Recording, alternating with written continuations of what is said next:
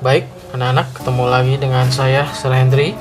Kita akan melanjutkan pembahasan materi kita tentang perbandingan. Kali ini kita akan masuk ke bagian yang keempat, yaitu perbandingan senilai.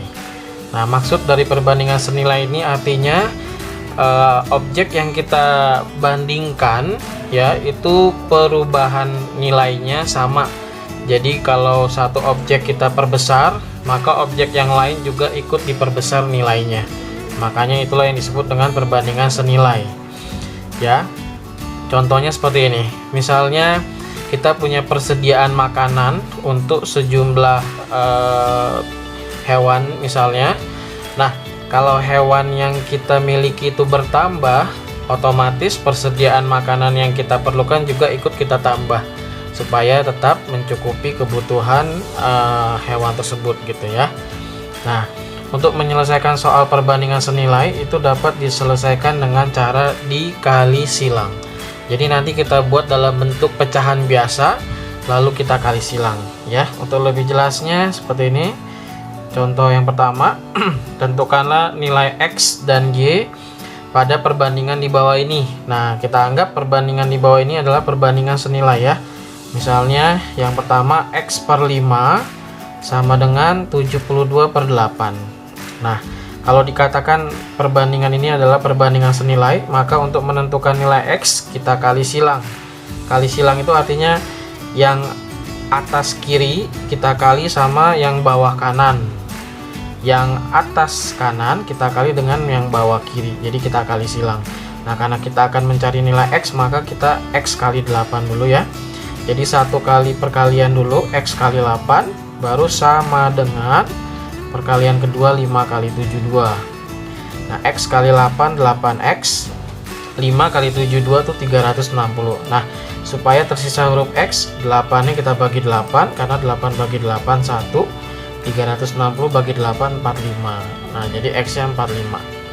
Nah, untuk yang B pertanyaannya sama, cuma sedikit lebih kompleks angkanya ya. 4/3 bisa juga kita tulis 4/3 sama dengan 12 banding Y per Y tambah 5. Bisa juga kita tulis 12 per Y tambah 5. Nah, seperti tadi kita kali silang ya. 4 kita kali sama Y plus 5. Kita tulis dalam bentuk seperti ini ya, karena dia lebih dari satu suku. Lalu 3 kali 12. Nah, ini kita kali ke dalam ya. 4 kali Y 4Y, 4 kali plus 5 plus 20, 3 kali 12 36. Nah, lalu supaya tersisa huruf Y, maka plus 20 yang di sebelah kiri kita hilangkan dengan cara kita kurang dengan 20, karena 20 kurang 20 0. Karena yang kiri dikurang 20, yang kanan kita kurang 20 juga. Jadi 36 kurang 20. Gitu ya. Nanti yang sebelah kiri tersisa 4Y, yang sebelah kanan 36 kurang 20 16. Nah, supaya tersisa huruf Y, 4-nya kita hilangkan, 4 dibagi 4, 1, jadi Y-nya tinggal 1, 16 bagi 4, 4. Nah, seperti itu ya. Ini perhitungan dasar perbandingan senilai. Nah, sekarang kita akan masuk ke contoh soal.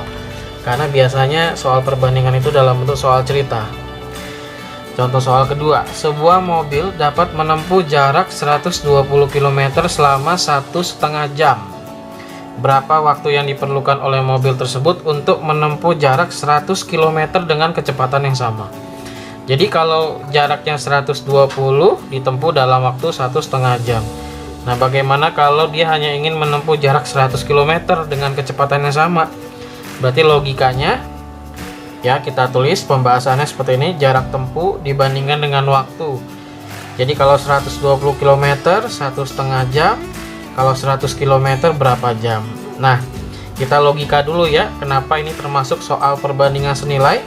Ini dari 120 km ke 100 km kan angkanya turun ya, maksudnya dia semakin kecil. Nah, walaupun kita belum tahu waktunya berapa, tetapi kita bisa berpikir ya, logika bahwa kalau 100 km otomatis dia lebih cepat nyampe nya. Berarti waktu yang dibutuhkan juga lebih sedikit. Berarti waktunya tidak mungkin lebih dari 1,5 jam.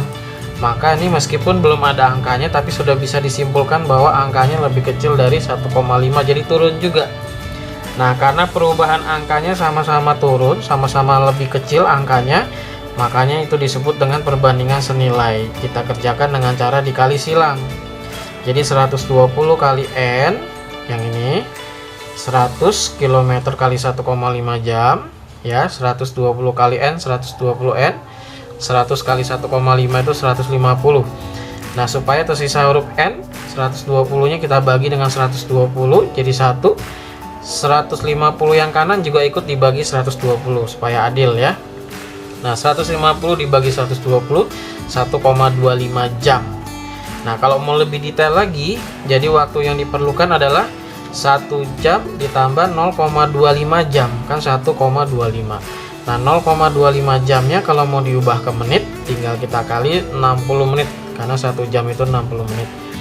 Jadi waktu totalnya adalah 1 jam 15 menit untuk menempuh jarak 100 km. Oke, saya kasih contoh soal satu lagi yang ketiga, yang agak lebih kompleks lagi. Perbandingan pembilang dan penyebut sebuah pecahan 2:5. Jika pembilang dan penyebut pecahan tersebut ditambah 4, nah ini masing-masing, ya, maka nilai pecahannya menjadi 4/7. Tentukanlah selisih pembilang dan penyebut pecahan tersebut. Nah, kita tulis dulu, ya, perbandingannya. Dikatakan perbandingan pembilang dan penyebut suatu pecahan adalah 2:5. Nah, seperti pada pembahasan tentang perbandingan video sebelumnya, bahwa 2:5 ini sebenarnya sudah dalam bentuk yang paling sederhana.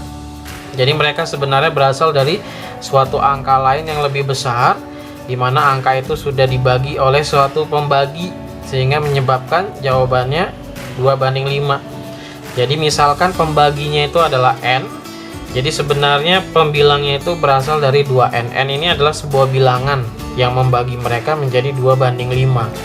Jadi aslinya pembilangnya itu 2N, penyebutnya itu 5N. Nah, tugas kita mencari tahu N-nya berapa supaya kita bisa tahu dia aslinya berapa. Nah, jika di sini dikasih petunjuk lagi bahwa jika pembilang dan penyebutnya kita tambahkan dengan 4, nah pembilangnya kan tadi 2N, ya, berarti sekarang jadi 2N tambah 4 per penyebutnya 5N, 5N tambah 4. Nah, jika pembilang dan penyebutnya ditambah 4, maka nilai pecahannya menjadi 4/7 katanya, ya. Nah, ini termasuk konsep pecahan senilai, ya, karena kalau kedua angka ini kita tambahkan nilainya, otomatis pecahan yang baru juga bertambah juga nilainya, jadi sama-sama naik, ya. Nah, dikerjakan dengan dikali silang. Jadi 2N tambah 4 kita kali 7, begini penulisannya, ya. 5N tambah 4 dikali 4, begini penulisannya. Nah, ini ada 2 tanda kurung, kita kali dulu ke dalam. 7 kali 2N 14N, 7 kali 4 28, 4 kali 5N 20N, 4 kali 4 16. Nah, tugas kamu bagaimana mencari N-nya menggunakan konsep persamaan linear satu variabel yang sudah dipelajari di semester 1, ya. Nah, kita hilangkan dulu plus 28, ya, dengan cara kita kurangkan 28.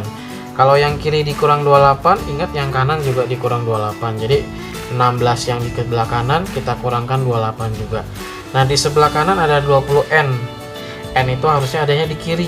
Jadi yang 20N di kanan ini kita hilangkan dengan cara kita kurangkan dengan 20N juga. Nah, jangan lupa yang sebelah kiri juga dikurang 20N. Nah, lalu kita hitung 14N dikurang 20N.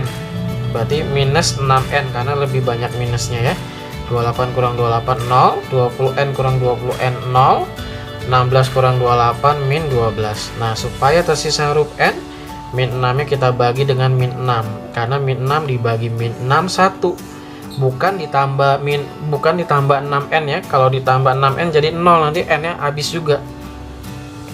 Min 12 dibagi min 6 itu 2. Nah, ternyata N nya 2, berarti pembilangnya itu kan tadi 2N, ya, berarti 2 kali 2 4, penyebutnya 5N, 5 kali 2 10. Ternyata pembilang dan penyebutnya aslinya adalah 4 dan 10. Setelah dibagi 2, perbandingannya menjadi 2:5. Itulah kalau ditanya pembilang dan penyebutnya, ya. Pembilangnya aslinya 4, penyebutnya 10. Tapi yang ditanya tentukan selisih pembilang dan penyebut pecahan tersebut. Nah, selisih itu bedanya 4 dengan 10 bedanya 6. Jadi selisih antara pembilang dan penyebutnya adalah 6. Nah, Demikianlah konsep pecahan senilai ya. Mudah-mudahan kalian mengerti. Terima kasih.